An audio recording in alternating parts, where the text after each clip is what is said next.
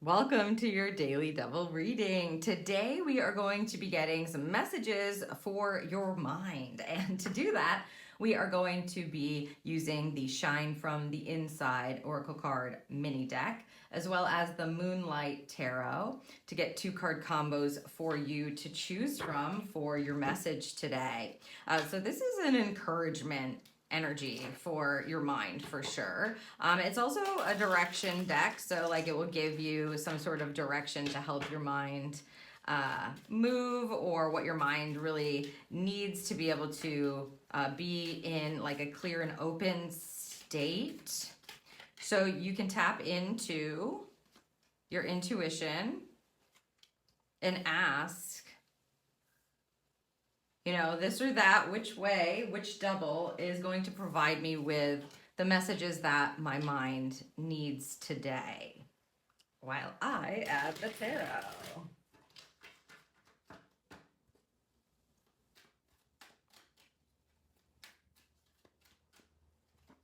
Just the vibe of these decks is like very pastel-y, right? So it almost feels calming, graceful kind of energy.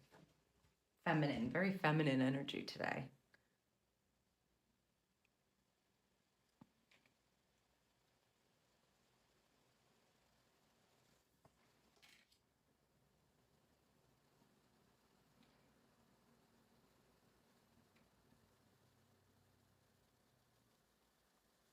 Okay.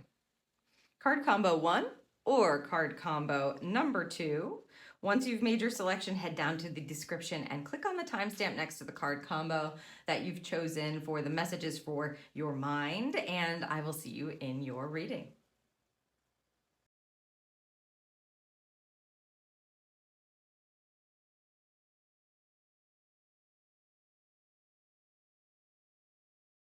Hello group 1 and welcome to your daily double today. If you're listening to this, you've chosen the first card combo here for the messages that your mind needs to know, hear, understand. Let's see what we have from the Shine from the Inside card first. Ooh. Your reality is a reflection of your inner world.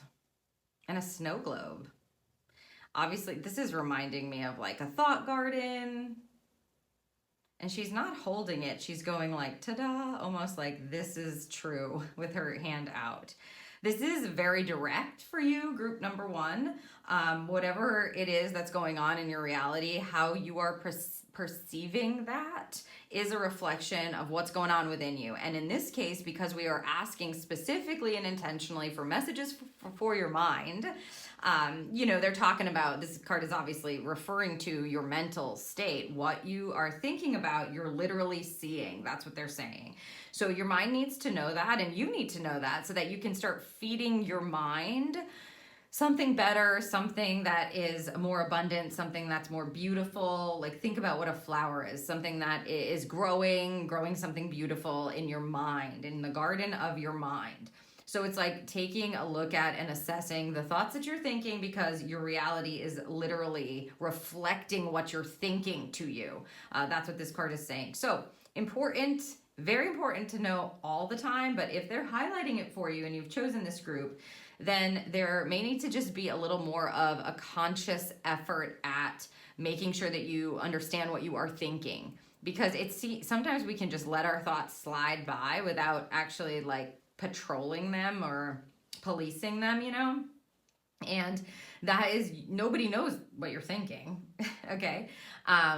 Contrary to popular belief about people being able to read people's minds, like that's not a thing. So you're the only one who knows what you're thinking, and so it's only harming you, even if nobody else knows about it. And then it just shifts the perception of your reality, so that if you're thinking thoughts that suck, then you know the reality, no matter what it is gonna suck. And what Spirit is kind of telling you is police your mind a little bit more for the week, or at least for the day. Make sure that you know without a shadow of a doubt what it is that you are telling yourself, because it's affecting your entire inner world, and that is then creating your reality. It's being reflected into your reality. Let's see what's connected here. Ooh, the Lover's card. I love this combo. This is a nice card to have with this oracle card here for you. So the Lover's energy is, of course, it's a soulmates card, but here it's definitely telling you you are attracting whatever it is that you are thinking. This is a law of attraction card. It's also a card of choice and trusting yourself and trusting the frequency to pull in what it is that you are wanting truly for yourself. What is it that you love? Are you making choices from that space? And then you will see it reflected in your environment. That's what this literally is about, this card.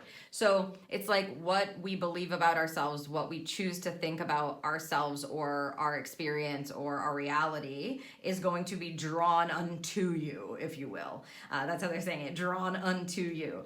And so you want to make sure that you are making choices that are in full alignment with what it is that you truly desire. And I would go as far to say that you want to be making choices in your mind. So all of your thoughts need to be centered and focused around what your heart's true desire is, because that's what the Lover's card is about. It's about soulmate relationships and things being brought in on that frequency, right? Law of attraction energy is like you're attracting what you're vibrating at. So if you are saying that you want something, but in your head you're thinking, I can't have that, that's never going to happen. Whatever it is that you're thinking, then it's never going to happen. That's what's being brought into your reality. So this is really a choice that you're making, a conscious choice that you're making today, group number one, or I would say for the foreseeable future, to really notice what's going on in your inner world, because your reality is reflecting that. And if it's not what you want, that's fine. Just shift it and change it and choose to think something or believe in something better. It's easier said than done sometimes, but if you don't like what you're seeing, if you don't like your reality, then they're telling you here that you should look within yourself. You should look at what's going on in your head, because nobody else can see that. Only you can. I mean, spirit, but you can ask your spirit team for help for sure, but you're still going to have to make the conscious decision to choose differently, and then trust that thinking that way, acting that way, coming from that frequency, coming from that vibration is going to pull to you what it is that you want, or it's going to present it to you, or it's going to make it available to you. So pretty powerful message for your mind today. I bet you Spirit's been noticing that happening, and that's why you're getting this combo if you chose this group, and that's amazing, because you can lift it and shift it, and the power is in your hands, literally, which is nice. Power is in your hands. Like here we have one, and here they come together. It comes together. So choose from the heart and allow your mind to follow suit. Make sure you're noticing what it is that's going on in your head so that you can shift the frequency of what you're seeing, on the physical plane, in the 3D world. So I hope that this serves you, group number one, for today. I hope it serves your mind, your beautiful mind that's going to be growing amazing thoughts. If you enjoyed this reading or something's resonating with you in the reading, please give it a thumbs up and leave me a comment if you feel called to, and make sure you're subscribed so that you don't miss my future videos. And I'll see you in the next Daily Double.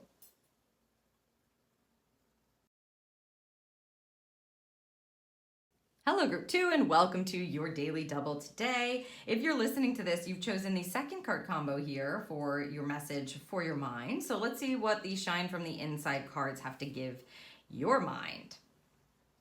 Practice Feng Shui, create a sacred space. Interesting.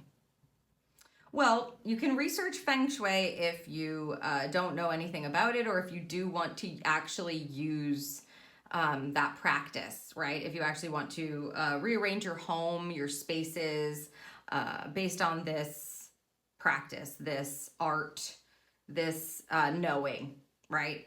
The Feng Shui knowing and the alignment of it. Absolutely. I don't think it's a must. Okay. Like if you feel called to it is what it feels like to me. Create a sacred space. Yes. That feels like that's what's connected to this message predominantly. So whether or not you're digging into Feng Shui, or you're hiring an expert to come in and Feng Shui your entire office or your entire home or what have you, your bedroom, whatever it is, That's up to you, but creating a sacred space is also up to you. It's just, I feel like that's the predominant message here for your mind, that it's almost the feeling that spirit is kind of wanting you to understand your mind needs to identify where it can be without distraction, or be without, what I want to say is noise, but it doesn't necessarily have to be without noise. It's like where it can be uninterrupted. So where you can either think uninterruptedly, where you can feel like you're reconnecting and your mind gets a break, where you can practice a meditation, where you can have some quiet time, where you can have some solitude time. For this group, that's what the predominant energy is. Your mind needs to know it has a sacred space, and you don't even have to say sacred if you don't want to, that your mind knows it has a space that you can go to, that you can plan on going to, that you can have in your back pocket, where if you need a mental break, if you need a mind break, if you need a minute, if you need to collect your thoughts, if you need to take a rest, if you need whatever your mind needs, that it knows that it has a space to go to do that. So for you, that may be actually you have plenty of room. You can create an entire room of sacred space where you can retreat to and have your solitude energy and do whatever you want in. And if that's not the case, then maybe, your car is your sacred space for your mind, and it knows that between this time and this time, it becomes your sacred space.